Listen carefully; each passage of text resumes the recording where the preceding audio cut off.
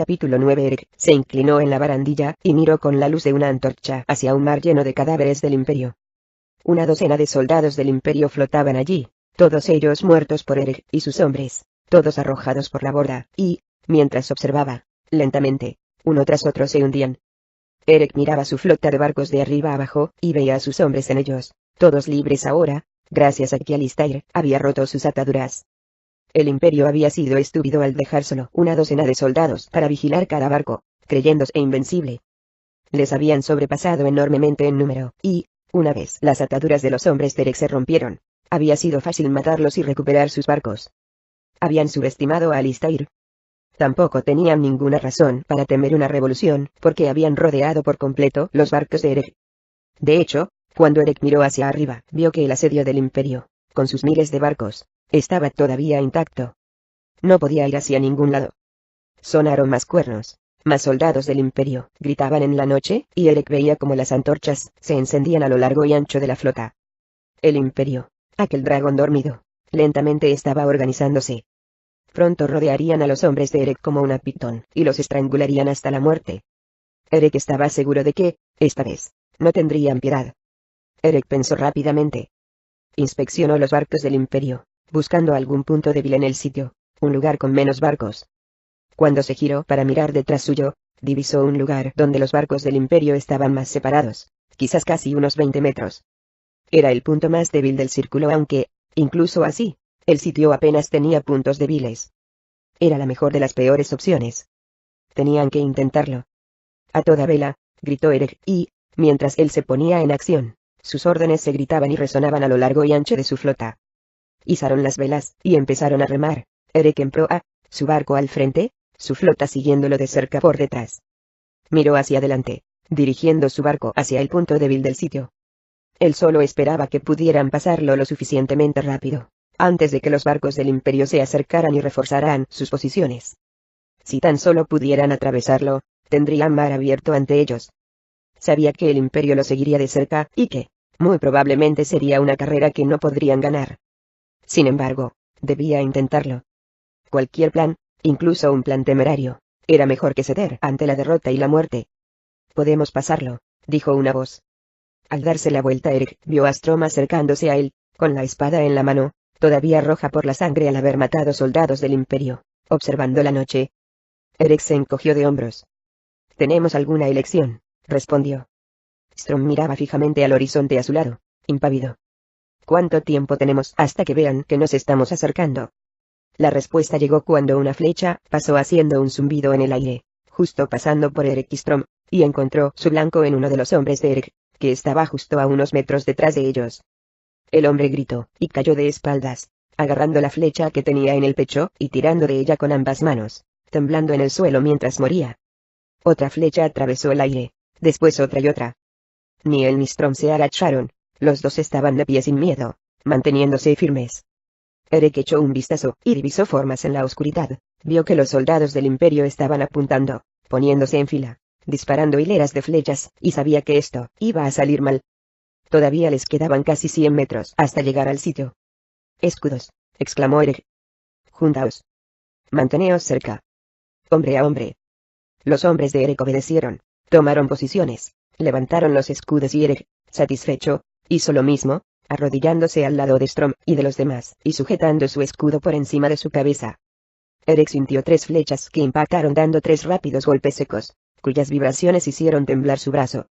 Se oyeron unos gritos en la noche, y Eric oyó que un cuerpo se zambullía en el agua. Se giró y el corazón le dio un vuelco al ver al comandante de uno de sus barcos caer por la borda. El hombre se sumergió en el agua, con 2 flechas en el pecho, y Eric vio el miedo en los ojos de sus hombres mientras el barco de su lado empezaba a alejarse. Eric sabía que, sin su comandante, el barco no seguiría y perdería a sus hombres. Un barco necesitaba un comandante especialmente ahora. «Strom», gritó a su hermano, frenético.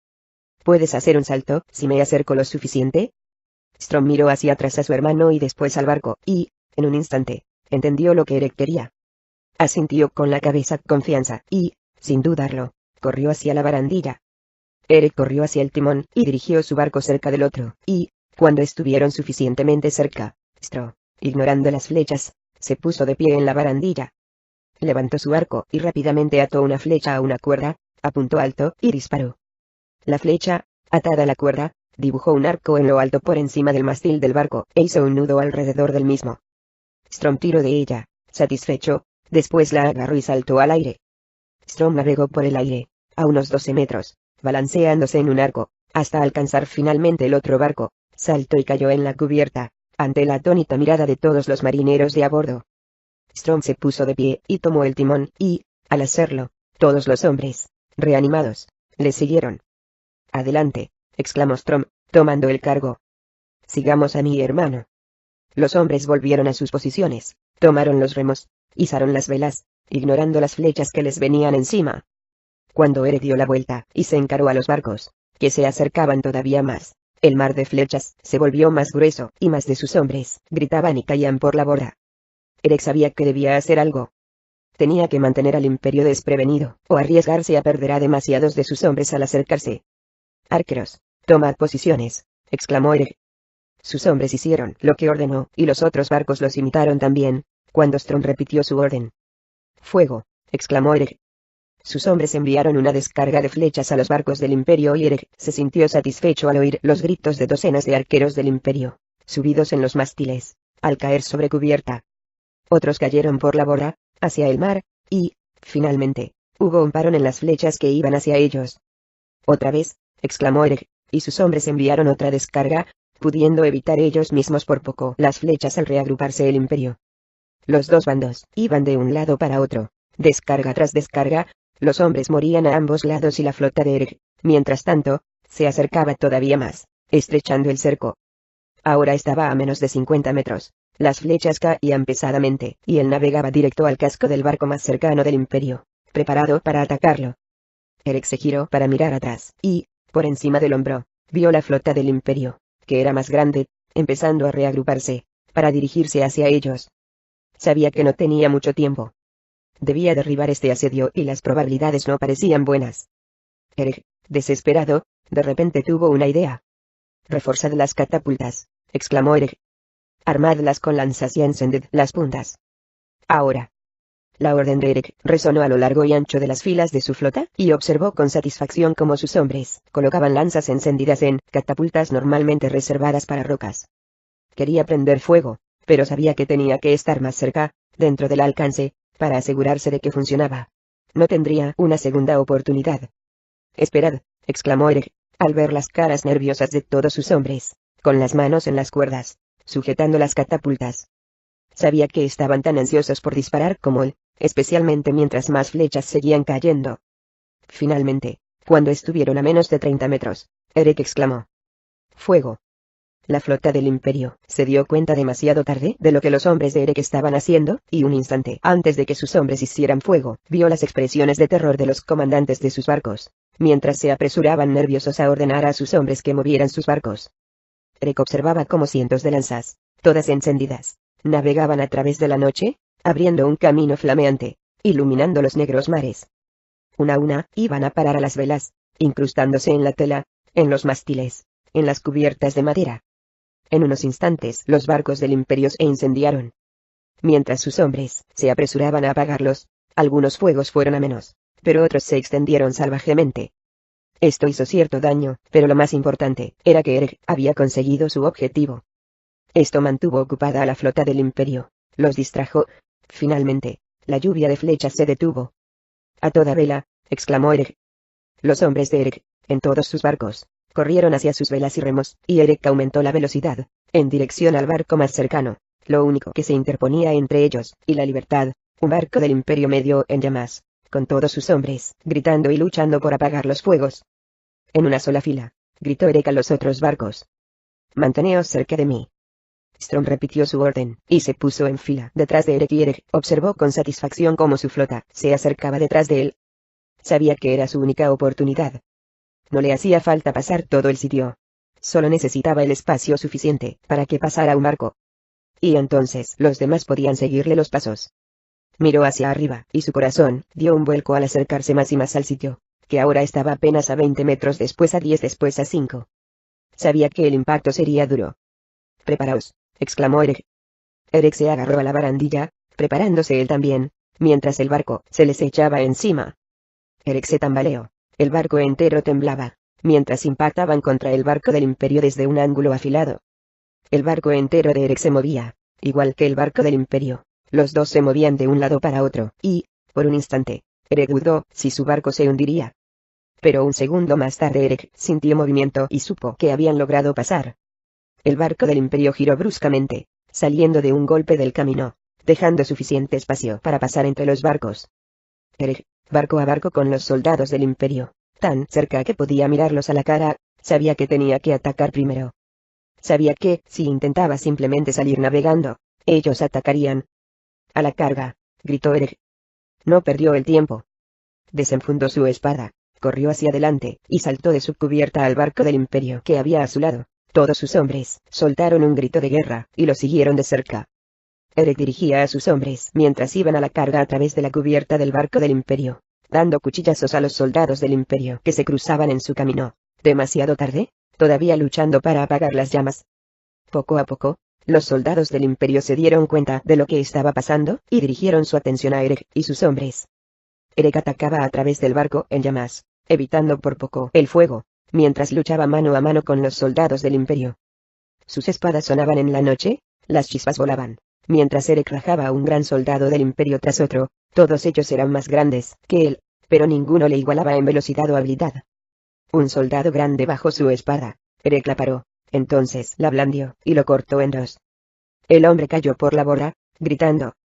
Eric hacía lo que mejor se le daba, mataba a 1, 2, 3 soldados a la vez. Ninguno era capaz de derrotarlo. Ningún caballero en todo el Imperio había sido capaz jamás de superarlo, y estos soldados del Imperio, tan buenos como eran, no eran tampoco de su calibre. Los soldados del Imperio caían a puñados, y Eric no aflojaba, corriendo por el barco de popa a proa, con sus hombres tras él, despejando las cubiertas. Eric vio con satisfacción que Storm estaba dirigiendo a sus propios hombres, para que saltaran al barco del Imperio al otro lado del sitio. Igual que su hermano mayor, Storm atacaba, sin miedo a través del otro barco del Imperio, derribando hombres a diestro y siniestro, moviéndose como el rayo. Cogieron al Imperio desprevenido. Después de todo, ningún comandante del Imperio imaginaría jamás que estos pocos barcos osarían atacarlos. Sin embargo, cuando los soldados del Imperio se reagruparon, atacaron violentamente, y con su armadura y armas superiores, consiguieron matar docenas de los hombres de Eric y Storm. Fue una sangrienta y violenta batalla mano a mano en medio de las llamas, y los gritos de los hombres llenaban la noche.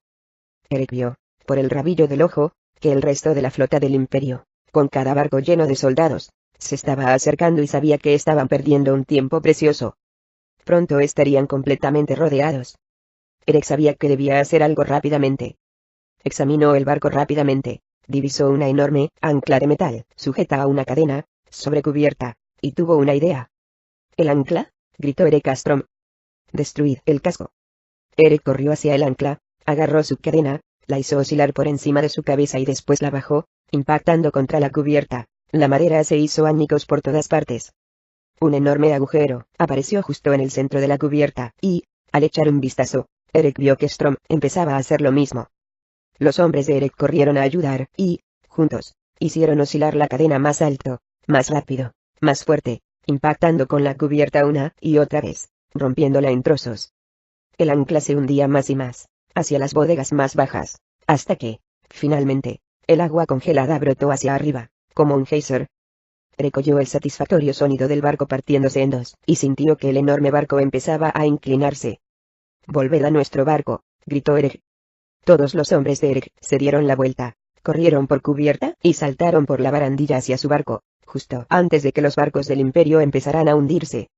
Tomaron los remos, y continuaron avanzando hacia adelante, justo al lado de los barcos que tenían a ambos lados, que empezaban a hundirse rápidamente.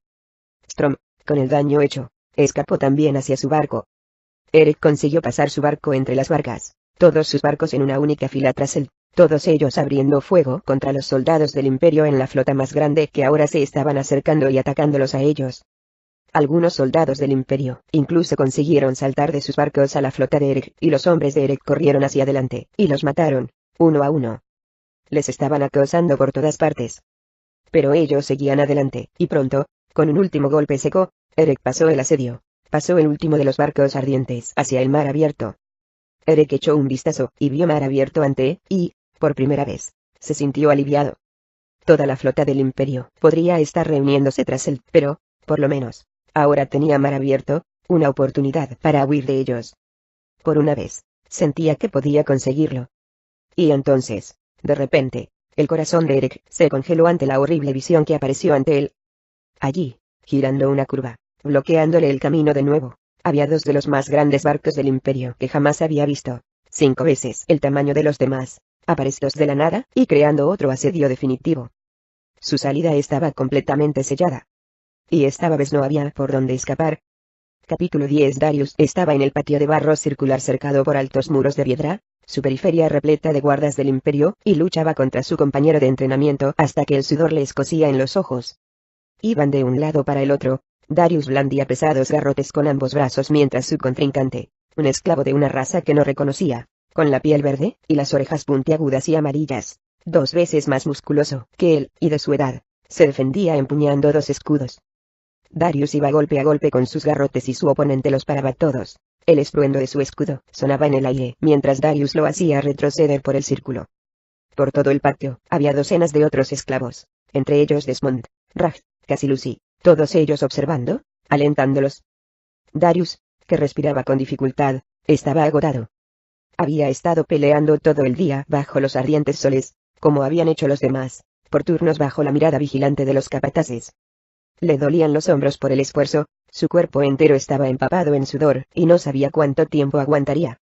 Si alguien se atrevía a escapar, como un alma desgraciada, había intentado antes por la mañana. Los soldados del imperio estaban deseosos de dar un paso adelante con sus armas forjadas de acero real, y atravesarle el corazón con una espada.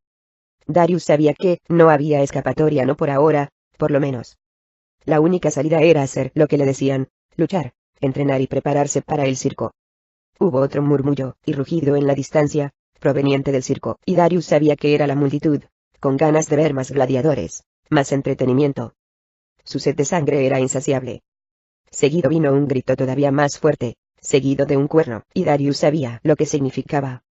Otro gladiador había muerto en algún lugar más allá de aquellos muros.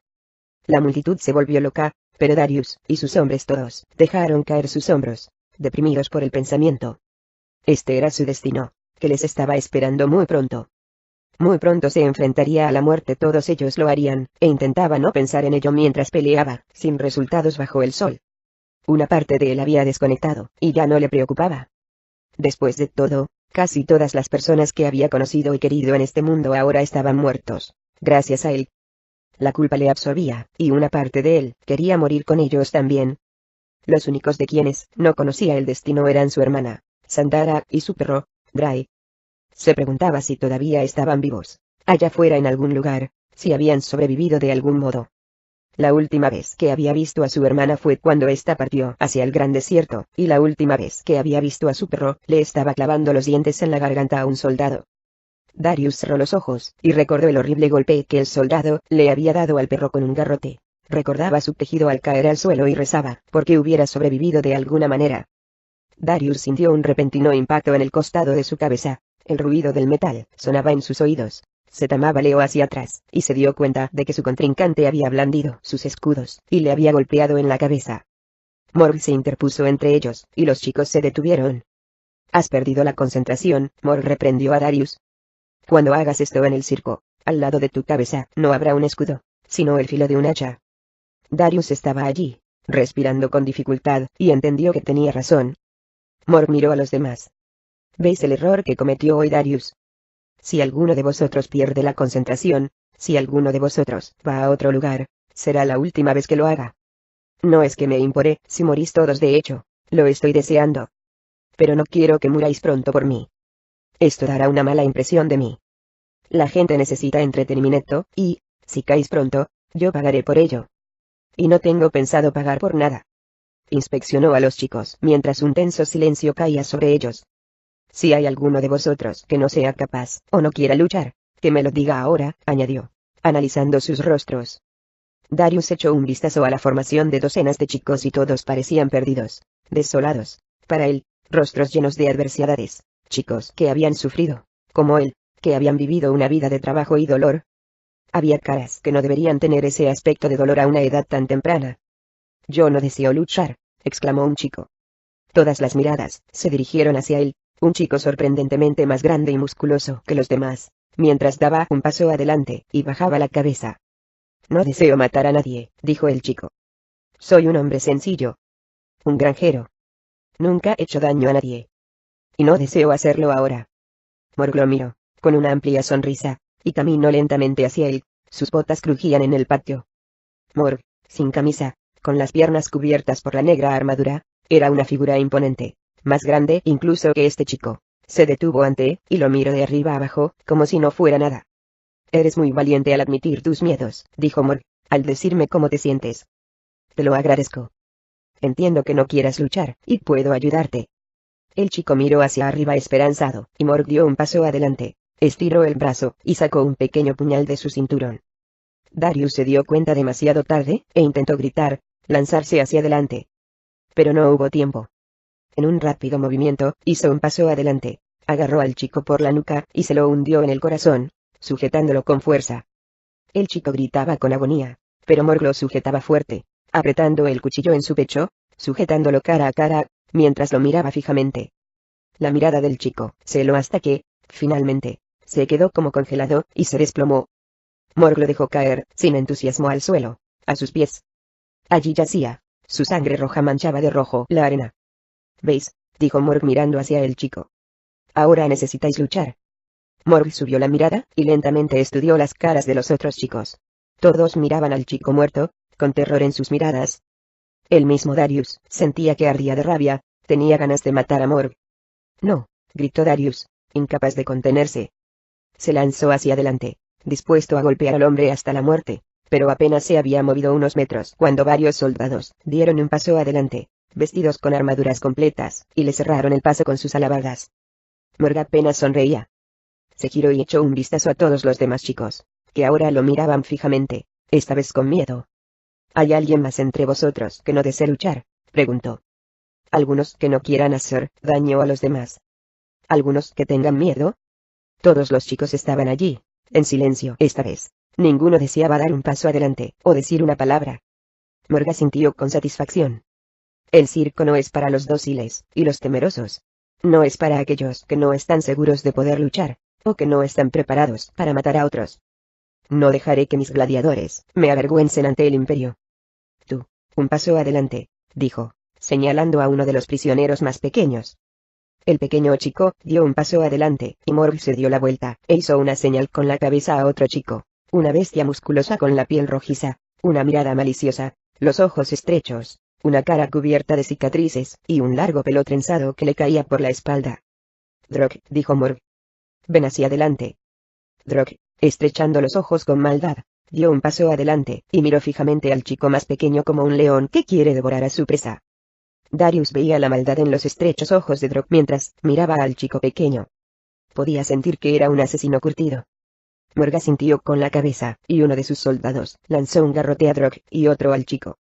El chico se movió torpemente, y se le cayó, mientras Drog lo cogió, sin esfuerzo, y se dio la vuelta para encararse al chico con gusto. Drog atacó, sin esperar, mientras el chico más pequeño intentaba torpemente coger su garrote. Drog bajó su garrote con tanta fuerza que partió el garrote del chico pequeño en dos. En el mismo movimiento Drog se balanceó hacia atrás, y golpeó al chico en la mandíbula, haciendo girar su cabeza, y mandándolo al suelo, de cara al barro. El chico yacía allí, inmóvil, la sangre salía por su boca. Morg dio un paso adelante por encima del chico, y miró hacia abajo fijamente con desaprobación. Perderías el tiempo en el circo, le dijo al chico inmóvil.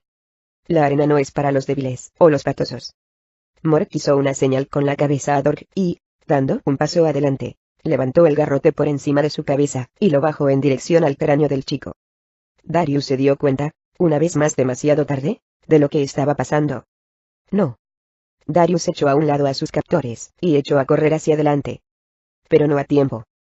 Drog bajó su garrote, golpeando el cráneo del chico, matándolo allí mismo. A Darius se le revolvió el estómago al ver al chico tumbado en un charco de sangre.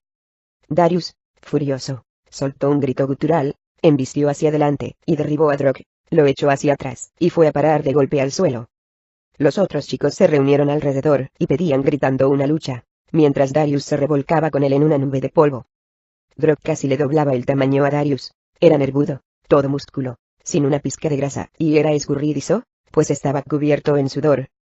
A Darius le costaba agarrarlo mientras daban vueltas por el suelo, cubiertos de tierra y sangre.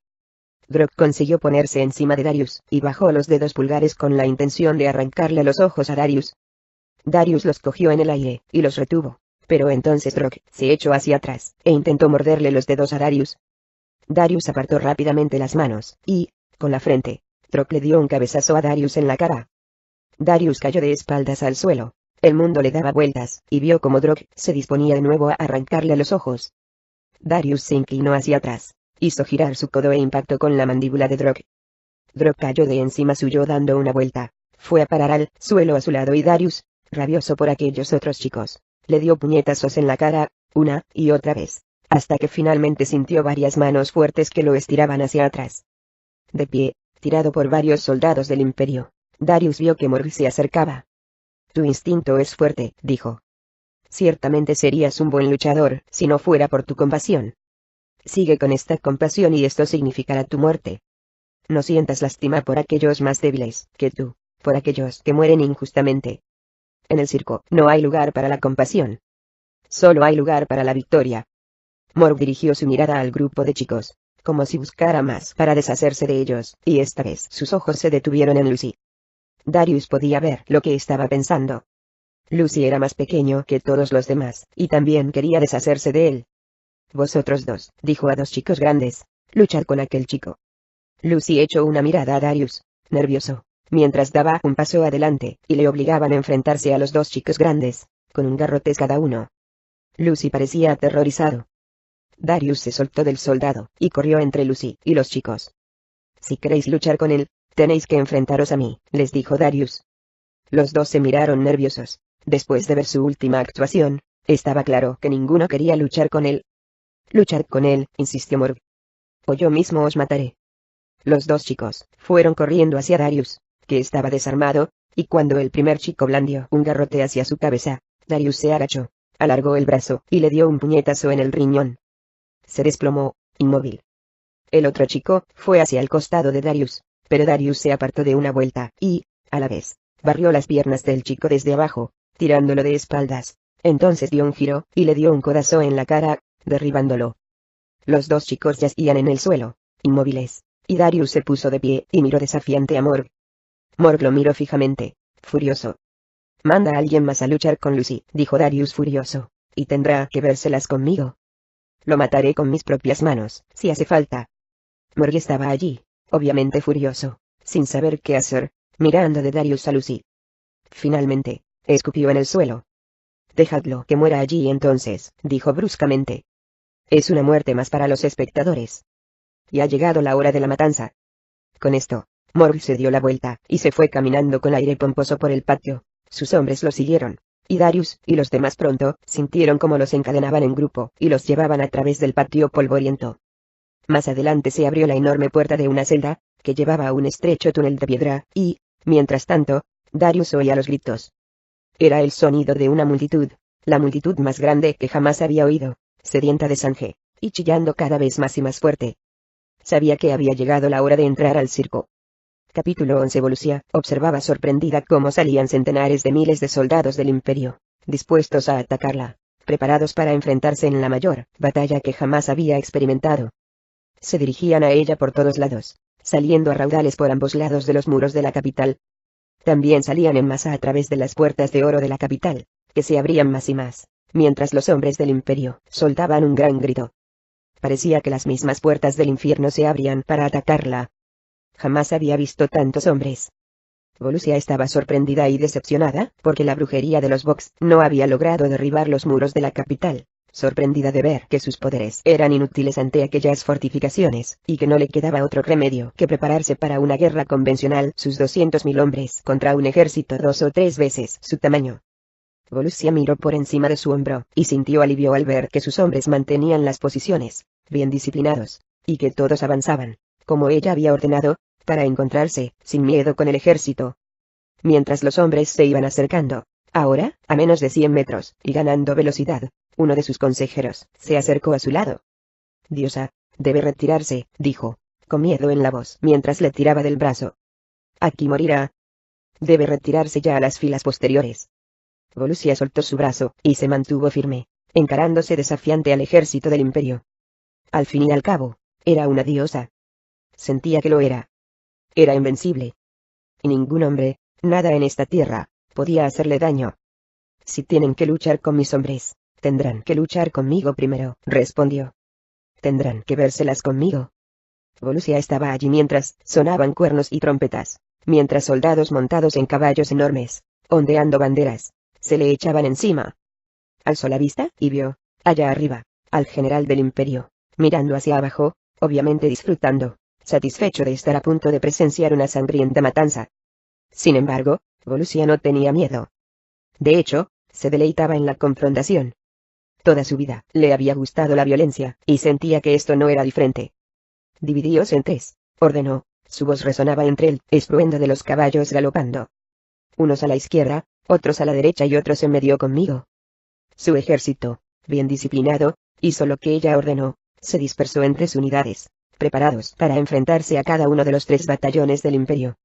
Una enorme caravana de caballos cargaba directamente hacia ella, por encima del puente de oro, y, delante de ellos, a la vanguardia, se le echaban encima miles de soldados a pie, con sus largas hachas negras y doradas sostenidas en alto, brillando al sol. Volusia sabía que no contaba con el número de hombres de estos soldados, pero tenía una fe inalterable en ella misma. Simplemente no se veía a ella misma morir. Y lo que ella no veía, no podía suceder. Se acercaron más y más, y Volusia estaba allí, y se preparaba cuando el primero de los hombres llegó hasta ella, gritando, con el hacha de guerra levantada hacia el cielo, brillando mientras la dirigía hacia su frente. Volusia esperó hasta el último momento, hasta que el filo casi tocó su cara, de pie completamente inmóvil. Entonces levantó el brazo y llevó la pequeña cuchilla que tenía atada a su mano directa hacia la garganta del soldado. La llevó directamente hacia allí, incrustándola en la garganta del hombre, hasta que la sangre gorgoteó. Dejó caer el hacha, cayó de rodillas y se desplomó de cara, muerto. La primera víctima de esta guerra era suya, y Volusia no podía estar más emocionada. Cuantos más hombres se le acercaban. Ahora, de todos lados, ella se giraba y se daba la vuelta, usando su pequeño cuchillo para rajar una garganta tras otra. No le hacían falta ni la fuerza ni el tamaño cuando tenía destreza y astucia. Ella sabía que el arma más pequeña, usada por la persona más pequeña, a veces podía ser la más mortífera de todas. Entonces se oyó un tremendo ruido de armaduras y armas, de hombres gritando, cuando finalmente todos los ejércitos se encontraron en el medio, en un gran enfrentamiento en batalla.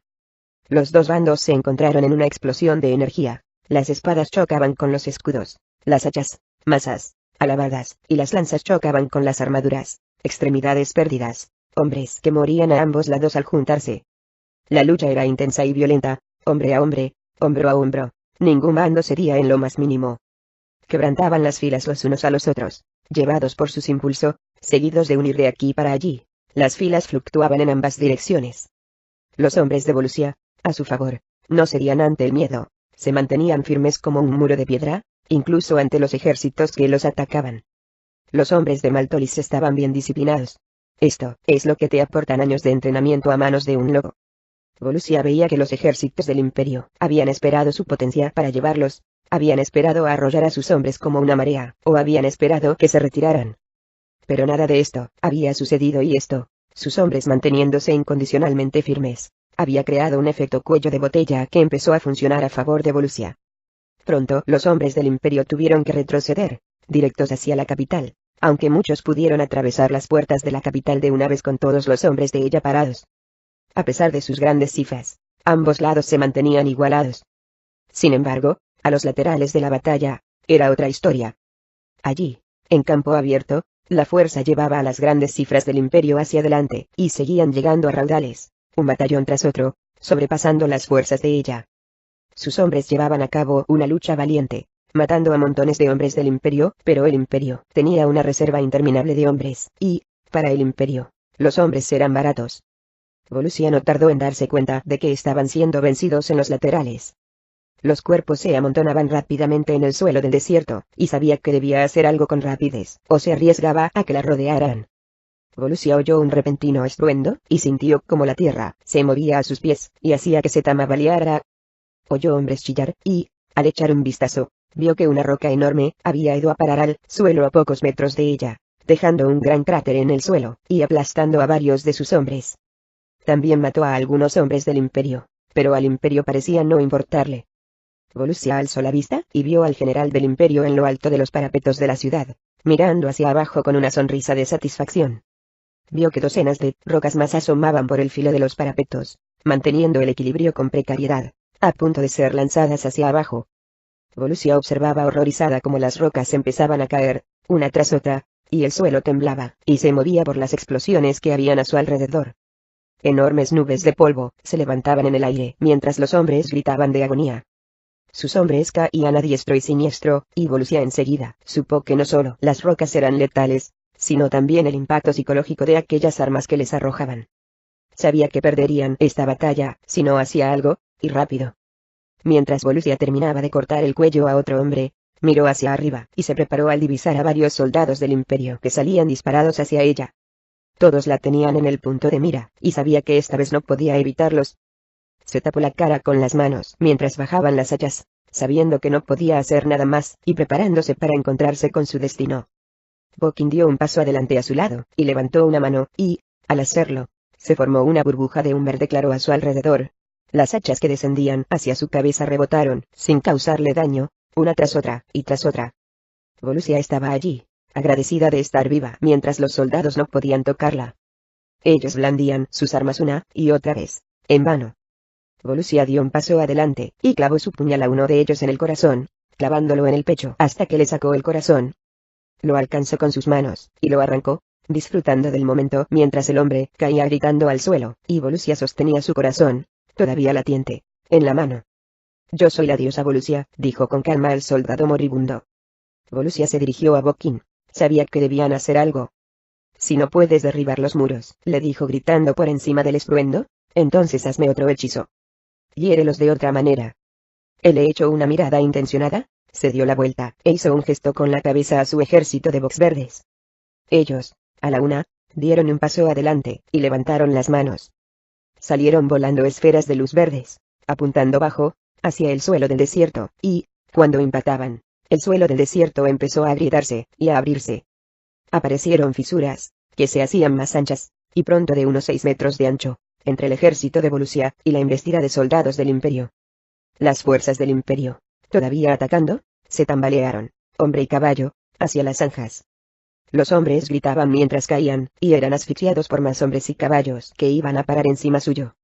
Las decenas de miles de soldados del imperio que iban al ataque se detuvieron bruscamente mientras sus hombres se desplomaban en las zanjas. Era como si la tierra se los estuviera tragando.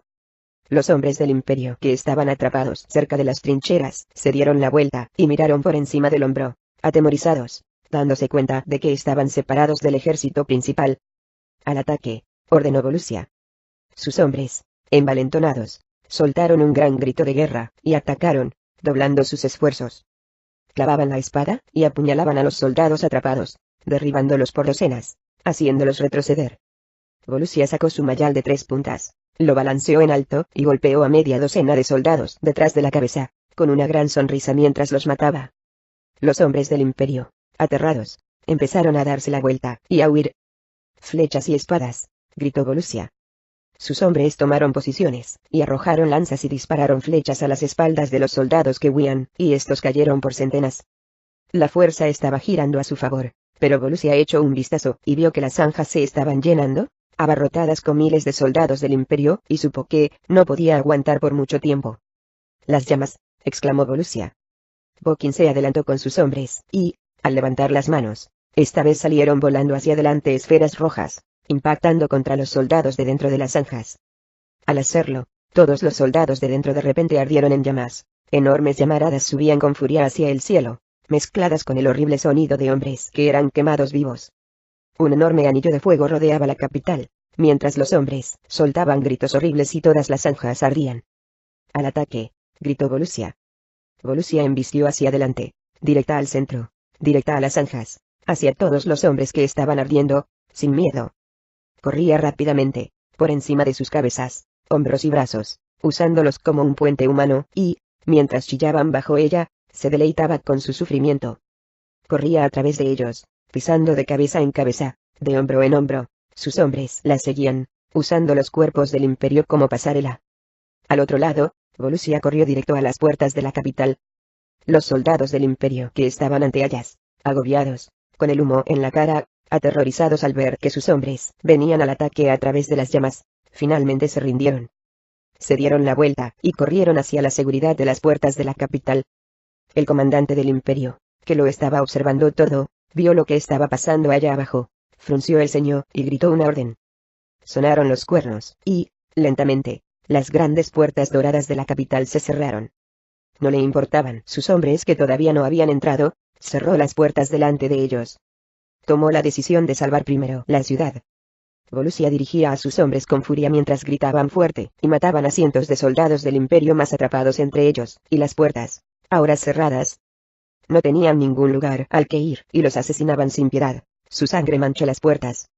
La misma Volusia mataba a hombres, dando golpes con el machete como a través de arbustos de espinas, en dirección a las puertas de la capital. Sus hombres las seguían de cerca, hasta que finalmente no quedó nadie a quien asesinar.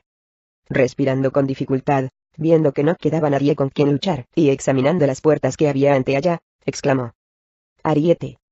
Sus hombres se dividieron, y, ante allá, pasó rodando un enorme ariete de hierro sobre ruedas, empujado hacia adelante por 2 docenas de hombres. Tiraron de él hacia atrás para, a continuación, tirar de él hacia adelante a toda velocidad, golpeando fuerte en las puertas doradas. Entonces se oyó un gran golpe seco. Golpearon otra vez, y otra, y otra. Pero las puertas doradas no cedían. Volusia vio caer algo por el rabillo de ojo, y empezó a oír que sus hombres chillaban. Alzó la vista, y vio, allá arriba, a las fuerzas del imperio, inclinándose al borde de los parapetos, y vertiendo calderas de aceite, hirviendo sobre sus hombres. Entonces dejaron caer antorchas, y sus hombres, que estaban manejando el ariete, ardieron de repente en un gran incendio y el ariete junto a ellos. Volusia soltó un grito, furiosa, decidida a atravesar aquellas puertas. Por el horizonte, venían refuerzos del imperio, y sabía que su tiempo era limitado. Necesitaba entrar en la capital, golpear en su corazón, cortar su cabeza, y tomar el mando de sus ejércitos. Sabía que, si no podía atravesar aquellas puertas, todo estaba perdido. Sabía que había llegado el momento de tomar acciones desesperadas. Volusia se dio la vuelta, e hizo una señal con la cabeza a uno de sus comandantes. «Las catapultas humanas», ordenó. El comandante la miró fijamente, con los ojos abiertos como platos, pero seguidamente ladró las órdenes a sus hombres. Desde las filas posteriores del ejército poco a poco, se formó una larga fila de catapultas, docenas de ellas, más pequeñas que las otras. En cada una de ellas, había una bala de paja, y, mientras Volusia observaba, la élite de sus soldados se montaba en la paja, y se ataba las balas al estómago, sujetándose en la catapulta. «Mi señora», dijo Hibbing, el comandante de sus ejércitos, corriendo hacia ella, con pánico en los ojos, «este es un plan insensato. Matará a hombres buenos. No puede salir bien. Todos estos hombres morirán». Ella le echó una mirada fría. «Algunos morirán», dijo ella, «pero los valientes vivirán. Yo misma entre ellos». Él la miró fijamente, incrédulo. «Usted», dijo. «no pretenderá unirse a ellos». Ella le sonrió. «Yo iré la primera», respondió. «Morirá», dijo con la voz entrecortada. Ella hizo una sonrisa más amplia. «¿Y desde cuándo le temo a la muerte?» Volusia corrió hacia las catapultas, se ató una bala de paja con una cuerda larga, y subió a una catapulta. Miró a la izquierda y a la derecha, y vio docenas de otros soldados atados a la paja, cada uno en su catapulta, todos mirándola fijamente con una mirada aterrorizada, esperando. Miró hacia arriba, a unos 30 metros, y vio lo descabellado que era. Sin embargo, si iba a morir, no se le ocurría mejor manera. «Fuego», ordenó. Entonces se oyó el repentino ruido de cuerdas cortadas, el crujir de los engranajes de madera, y Volusia perdió la respiración al sentirse, de golpe, disparada al aire, dibujando un arco como una estrella fugaz, más y más arriba en el cielo, junto a docenas de sus otros hombres, todos atados a enormes balas de paja. Volusia, abrumada por la sensación, apenas podía respirar, mirando con dificultad por el viento, sintiendo cómo su estómago caía. Nunca se había sentido tan temeraria, tan viva. Se sentía libre por primera vez en su vida. Libre de todo miedo a morir. Volusia salió disparada hacia arriba, por encima de los muros, pasando a unos 6 metros por encima de ellos, y miró hacia abajo, a la mirada atónita que había en la cara del general del imperio, mientras observaba cómo ella planeaba por encima de su cabeza, por encima del muro. Sin embargo, ella fue una de los afortunados. Muchos de sus hombres en las catapultas no consiguieron salvarlo, sino que impactaron contra el muro, gritando mientras se desplomaban directos hacia su muerte en el lado equivocado. Mientras Volusia pasaba por encima del muro, y empezaba a caer al otro lado, miró hacia abajo, y vio las calles de la capital del imperio bajo ella. Cuando la velocidad disminuyó, la sensación creciente se detuvo, pero, al hacerlo, sintió una repentina sensación de desplomarse, su estómago le subió a la garganta, y empezó a caer directamente al otro lado. Se agitaba al caer, con la bala de paja atada al pecho, e intentó colocarse de tal manera que aterrizara sobre la paja. Rezaba para que la bala aguantara, para que su plan funcionara, para aterrizar primero sobre su barriga. A su alrededor, sus soldados gritaban mientras se agitaban al caer también hacia abajo. Al caer, las calles adoquinadas se acercaban más y más, amenazadoras. Sus hombres pesaban más que ella, y muchos aterrizaron antes que ella. Los que ella vio no tuvieron tanta suerte. La mayoría no aterrizaron adecuadamente, dando vueltas torpemente, y yendo a parar sobre la piedra, y rompiéndose la espalda al instante. El sonido repugnante de huesos al romperse llenaba el aire. Le hubiera causado terror, si hubiera habido tiempo para el terror. Instantes después, Volusia se preparó y golpeó el suelo con el impacto de un asteroide que cae a la Tierra. Se dio la vuelta en el último segundo, y consiguió colocar la paja entre ella y el suelo. La bala de paja explotó y dio un golpe contra el suelo a través de ella, que le amortiguó la caída. Volusia estaba allí tumbada, la cabeza le daba vueltas, le faltaba el aire. Poco a poco, se incorporó sobre sus manos y rodillas. Sacudió la cabeza, y le llevó unos instantes darse cuenta de que estaba viva. Lo había conseguido. Miró a su alrededor, y vio que una docena de sus hombres también lo habían conseguido. Volusia, que oyó los gritos de los soldados del imperio, reuniéndose en las calles, no perdió el tiempo. Se soltó las cuerdas, se puso de pie torpemente, y dirigió el camino, corriendo hacia las puertas de la capital. Sus hombres, poniéndose de pie uno tras otro, fueron tras ella. Ante allá, por lo que podía ver, había media docena de soldados del imperio, de espaldas a ella, haciendo guardia ante las puertas doradas. Era una formación ligera porque, por supuesto, el imperio nunca esperaba que las puertas cedieran. Y estaban de espaldas a ella, porque nunca esperaban una amenaza desde el interior. Volusia corría todo lo rápido que podía, cerrando el cerco, y consiguió clavar un cuchillo en la espalda de uno de los soldados antes de que ninguno de los demás reaccionara. Sin embargo, los demás se dieron la vuelta, y un soldado del imperio levantó su espada, y la dirigió al cuello descubierto de Volusia. Ella vio que no podía reaccionar lo suficientemente rápido, y se preparó para el golpe. Una lanza pasó zumbando por el aire, atravesó al soldado, y lo clavó en la puerta. Entonces vinieron unos cuantos más, y Volusia se dio la vuelta, y vio que sus hombres corrían para unirse a ella. Atacaron a los soldados en avalancha, y los soldados, sin saber qué estaba pasando, y desprevenidos, pronto estuvieron muertos. Lanzas, espadas y mazas descendieron sobre ellos como una lluvia de muerte. Volusia echó un vistazo, y vio, satisfecha, que todos los hombres que guardaban la puerta estaban muertos. Se giró y divisó una enorme y antigua manija de oro que controlaba la apertura de las puertas. «¡La manija!», exclamó. Volusia corrió hacia la enorme manija, levantó el brazo, y con todas sus fuerzas, tiró de ella en vano. Pesaba demasiado para ella.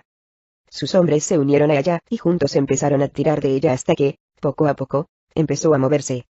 Entonces se oyó un gran chirrido, y lentamente, palmo a palmo, Volusia observó deleitada cómo las puertas empezaban a moverse.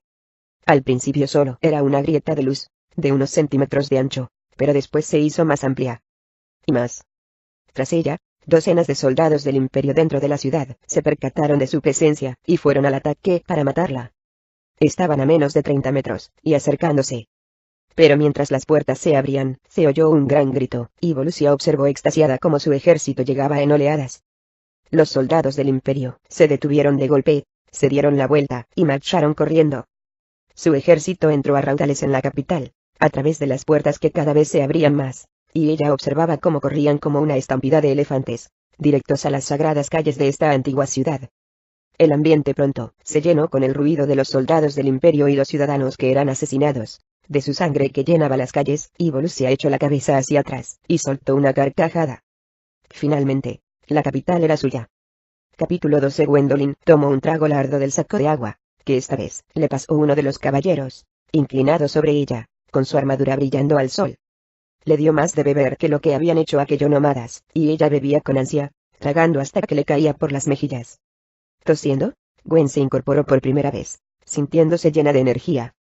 Abrió los ojos, mirando con dificultad al sol, levantando una mano, y se dio cuenta de que estaba en una barca larga y estrecha. En ella había media docena de aquellos caballeros que la acompañaban, y esparcidos por allí estaban todos sus hombres, todos desparramados en varias posiciones de recuperación. A todos les ofrecían sacos de agua. Se deslizaban con calma por las aguas más azules que jamás había visto, y su largo camino por el árido desierto, todo aquello parecía un sueño. Gwen se llenó de alivio al ver que todos ellos estaban vivos, todos recuperándose, algunos de ellos, incluso comiendo trozos de pan. Al alzar la vista, vio que un caballero le ofrecía un pedazo de pan, y, al darle un pequeño mordisco, sintió que recuperaba la fuerza. El caballero, de cuclillas a su lado, le tendió un pequeño plato de miel, y al untar el pan en la miel, y probarlo, le pareció lo más fantástico que jamás había comido. Sintió que el ánimo volvía a ella. Gwen oyó un gemido, y, al mirar hacia abajo, vio a Kron acurrucado en su regazo, e inmediatamente se acordó de él, sintiéndose culpable. Le ofreció el resto del pan, y él lo agarró, se lo tragó, y pidió más. Le lamió la miel de los dedos. Gwen quería darle las gracias al caballero cuando se levantó para irse, pero todavía estaba demasiado agotada, su garganta demasiado seca, para que le pudieran salir las palabras. Se preguntaba si alguna vez volvería a hablar. Cuando el caballero se marchó para atender a los demás, Gwen acarició la cabeza de Kron, observando la vista que tenía ante ella. Las suaves brisas del lago le acariciaban la cara mientras se deslizaban por él, tan grande como el océano. La barca se mecía suavemente. Los caballeros remaban en armonía, y, mientras avanzaban, el lago brillaba, con el color azul más hermoso que jamás había visto. Todavía era más impresionante lo que había en el horizonte. Una tierra rebosante de abundancia, de un verde tan exuberante que, a su lado, las aguas quedaban en ridículo. No parecía posible. Gwen todavía se sorprendió más al ver tantos barcos de vela en el agua, cerca de la lejana orilla, tantas personas viviendo una despreocupada vida de tranquilidad, de alegría, navegando en armonía y seguridad. La vida en el anillo había sido abundante, aunque siempre en guardia, endurecida por el combate, por las amenazas. Aquí, parecía no haber amenazas. Le desconcertaba ver tanta libertad en medio de un imperio hostil y tanta abundancia en medio de un desierto cruel y sin vida. Gwen podía decir a simple vista que esta sociedad, fuera la que fuera, era evidentemente rica, estaba sólidamente establecida, era segura y fiable tras la cresta de montaña que la enmarcaba, que se alargaba en un enorme círculo a su alrededor, en el horizonte, de la misma manera que el cañón enmarcaba el anillo. Y aún así, esta tierra, con toda su abundancia, dejaba incluso al anillo en ridículo. Gwendolyn quería hablar desesperadamente, saber más. Por su mente corrían muchas preguntas. Estiró la mano, y le agarró el brazo a un caballero que pasaba por ahí, y él se arrodilló, se giró y la miró. Ella intentaba hablar, pero no le salían las palabras. Se sentía agotada por el esfuerzo. Ahora descanse, le dijo en voz baja. Lo necesita. Él se marchó, y Gwen intentó observar, ver más. Sin embargo, las brisas de las aguas calmadas, cargadas de humedad, la hacían dormirse, la hacían sentir relajada, profundamente en calma, por primera vez en no sabía cuánto tiempo, y, a pesar de sus esfuerzos, al poco rato estaba profundamente dormida. Gwendolyn abrió lentamente los ojos, miró con dificultad por el resplandor, se incorporó y apenas podía creer lo que veía. Al principio parecía una ilusión.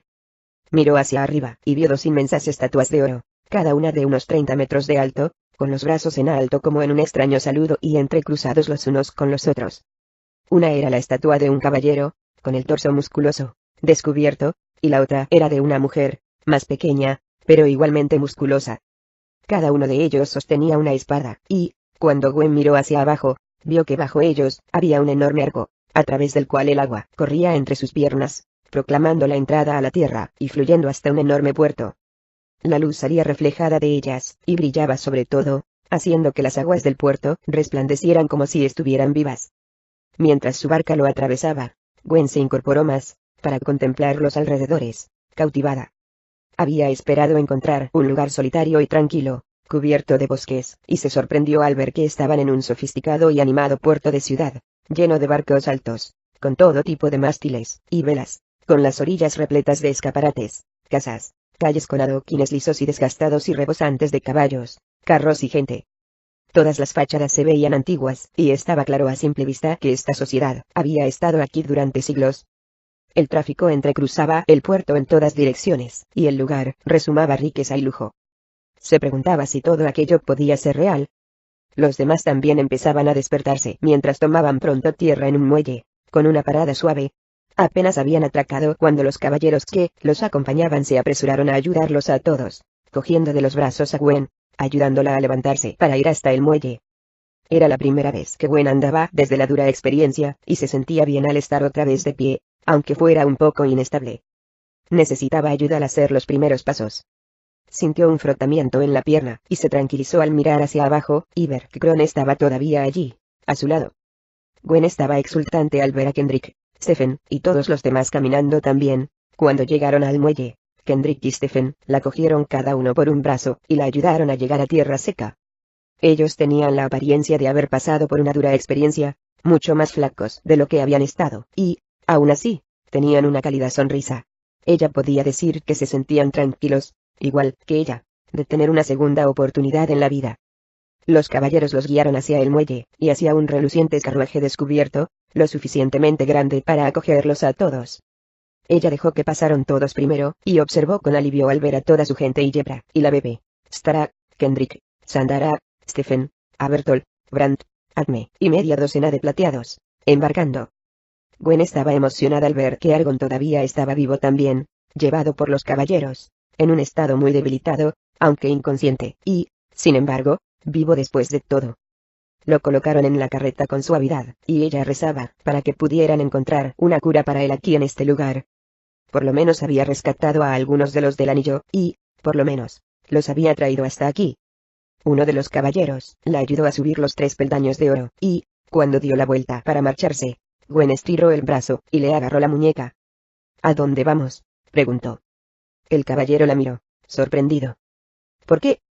Al castillo, mi señora, respondió él, como si fuera la cosa más natural del mundo. A encontrarnos con nuestro rey.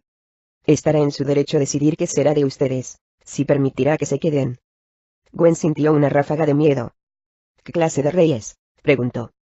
El caballero sonrió. Un rey bueno y justo. Un rey sabio. Rezó para que les permita quedarse. Entonces se oyó el chasquido de un látigo y los caballos, 4 hermosas yeguas blancas, con el pelo largo y suelto, las más hermosas que jamás había visto, se pusieron de repente en acción. Salieron a paso rápido, y Gwen se sorprendió de no sentir sacudidas. Al mirar hacia abajo, vio que el carruaje era de una construcción superior, una que ella jamás había visto, y las carreteras eran muy lisas, era como cabalgar en el aire. Ella estaba impresionada, una vez más, por aquella gente, fueran quienes fueran. Atravesaron calles inmaculadas mientras recorrían el pueblo del puerto, lleno de gente vestida con elaborados atuendos. Las calles estaban rebosantes de gente que vendía mercancías, que probaban comida, que caminaban deprisa, todos andando por ahí libremente, sin sensación de peligro. Gwen estaba sorprendida por todas sus modas, los vestidos de colores brillantes con un diseño inusual para todas las mujeres, y por los peinados de los hombres. Todos parecían llevar la cabeza afeitada y brillantes barbas rubias. Parecía ser la costumbre aquí. Toda la gente parecía relajada y simpática, muchos se echaban hacia atrás y reían con ganas. Parecían ser una gente abierta y simpática, de risa fácil. Los hombres y las mujeres eran altos, y de hombros anchos, bien bronceados y relajados. Los niños corrían, y reían a sus pies. Le recordaba la corte del rey en su auge. Gwen examinaba los edificios en busca de alguna señal de un castillo, contemplando este lugar con satisfacción, y no veía ni rastro de él. De hecho, la carretera pronto giró, y se dirigió fuera de la ciudad, y, ante allá, vio que se dirigían a campo y cielo abierto, se dirigían a colinas verdes suavemente ondulantes. Se sorprendió al ver que estaban dejando la ciudad. Ella entendió que el castillo debía de estar en algún otro lugar, quizás más hacia el interior. Gwen se inclinó hacia adelante, más cerca del conductor del carruaje, que sostenía las riendas de los caballos, de espaldas a ella. ¿Dónde está el castillo?, le preguntó Gwen. Él la miró por encima del hombro de buena manera y negó con la cabeza. No queda mucho, querida, dijo. Está al otro extremo de la cresta. Puede que nos lleve casi todo el día llegar allí. Simplemente siéntese y relájese y disfrute de nuestra tierra. La carretera llevaba a otra carretera de la misma manera que una tierra cambiaba a otra, más rural, árboles exuberantes dibujaban el camino. Viajaban arriba y abajo por suaves colinas ondulantes, girando y dando vueltas suavemente. Los pájaros cantaban, pasaban huertos de árboles frutales y viñedos y granjas como jamás había visto. Gwen veía campos enteros llenos de brillantes frutos rojos, que goteaban jugo. Vio otros campos llenos de arándanos del tamaño de su mano. Vio viñedos cargados de uvas, vio agricultores felices empujando carros, silbando. Vio exuberantes campos de hierba, y un horizonte entero lleno de ganado, caballos y cabras, pastando libremente bajo los relucientes soles, que aquí eran de un naranja más suave. Esta era una tierra de esplendor. ¿Alguna vez había visto algo así?, dijo una voz a su lado. Ella vio que Kendrick estaba sentado a su lado, mirándolo todo, como estaban los demás, igualmente sorprendido. Gwen negó con la cabeza. Apenas puedo creer que sea real, dijo Yebra, sentada a su otro lado, todavía sosteniendo a la bebé que Gwen estaba feliz de ver. Volvía a tener buen aspecto. ¿Y qué pasa si este rey no nos dejara quedarnos?, preguntó Stephen. Eran las mismas preguntas que ardían en la mente de Gwen. Hemos sido honrados con una segunda oportunidad en la vida, dijo ella. Sea lo que Dios nos conceda, lo aceptaremos. Gwen se dirigió a Bertolt, que examinaba la tierra con su mirada significativa. ¿Este es el segundo anillo?, le preguntó. Él suspiró. No lo puedo asegurar, mi señora, dijo. Si el segundo anillo existe, seguro que debe de ser esto. Gwendolyn se giró y miró a Argon. Moría por tener respuestas. Estaba ardiendo más que nunca por preguntarle, porque él le contara todo sobre aquel lugar, sobre su destino, sobre lo que sucedería. Sin embargo, él todavía yacía allí, respirando pero inconsciente. Les pasaban sacos de agua, que les habían dejado allí los caballeros, y Gwen notó que Stephen le dejaba uno, bueno y frío, en la mano. Bebió y tenía un gusto dulce, quizás mezclado con miel, y sintió una ola de alivio. También sintió sueño. Las suaves brisas de este lugar llegaban a ella, y se tumbó de espaldas, a su pesar, y cerró los ojos. Cada paso del caballo la llevaba más y más a un sueño profundo. Cuando Gwen finalmente volvió a abrir los ojos, no sabía cuántas horas más tarde, vio los dos soles bajos en el cielo, un suave brillo rojizo proyectado sobre las tierras. Miró a su alrededor, y vio a los demás profundamente dormidos también. Lentamente se sacudió los sueños de la mente, sueños de Thorgrim, de Gwaine, ambos llegando a ella en algún mar lejano. Sentía un peso en el corazón al pensar en ellos. Se sentía consumida por la tristeza al mirar alrededor, en busca de ellos, deseando más que cualquier otra cosa que estuvieran aquí ahora, a su lado. Gwendolyn escuchó un gemido, miró hacia abajo, y acarició la cabeza de Kron, que estaba en su regazo. Echó un vistazo, y vio que el carruaje todavía se movía, y se dio cuenta de que habían estado viajando todo el día. ¿Cómo es de grande esta tierra?, se preguntaba. Se maravillaba de que parecía no tener fin, de la abundancia que podía cubrir una zona tan amplia. Gwen alzó la vista, era la única que estaba despierta, mientras el carruaje lentamente llegaba a la cresta de una colina, y se detenía en la cima. Mientras la rodeaban, Gwen se inclinó hacia adelante, anonadada por la vista que tenía ante ella. Allí, en el horizonte, estaba la ciudad más hermosa que jamás había visto. Todo estaba hecho de plata, chapiteles de plata brillantes se alzaban al cielo, reflejándose en el último sol de la tarde. Todo brillaba y parecía sumamente mágico. Era el sitio más hermoso que jamás había visto. La ciudad, que se extendía eternamente, estaba rodeada por muros de piedra bajos, por una serie de fosas con puentes que las atravesaban, y se entremezclaban con praderas y campos de pasto. Y en el centro, alzándose por encima de todo, había un castillo de plata reluciente, repleto de chapiteles, parapetos, con un puente levadizo y centenares de caballeros haciendo guardia. Su corazón latía con más fuerza al contemplar todo aquello. ¿Quiénes eran aquella gente?, se preguntaba. ¿Encontrarían un nuevo hogar aquí? Mi señora, dijo el conductor, dirigiéndose a ella cuando se detuvo. Permítame ser el primero en darle la bienvenida al castillo de la Cresta.